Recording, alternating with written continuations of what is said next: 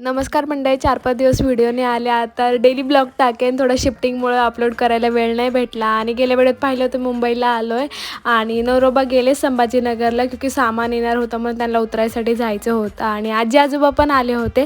आणि तुम्हाला गेल्या वेळेस सांगितलं होतं की पॅकर्सवाल्यांचा एक्सपिरियन्स सांगेन तुम्हाला. आणि अजून पण आमचं सामान नाही आलं आहे, तर नवरोबा पुढे गेले होते, क्योंकि पॅकर्सवाल्यांनी आम्हाला टायमिंग वेगळं सांगितलं होतं आणि त्या टायमाला आलेच नव्हते.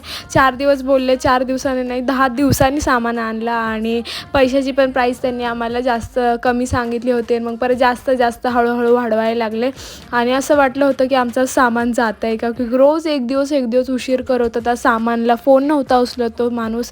तर माझा पॅकर्सवाल्यांचा एक्सपिरियन्स काही चांगला नव्हता आणि ह्याच्यानंतर तर आम्ही कधी पॅकर्सवाले बुक नाही करणार. आणि माझं सामान पण खूप डॅमेज झालं होतं. तर माझा असा पॅकर्सवाल्यांचा एक्सपिरियन्स गेला होता आणि ट्रेंडिंग व्हिडिओ बनवला आणि असाच दिवस संपला. भेटू तुझ्यात, बाई.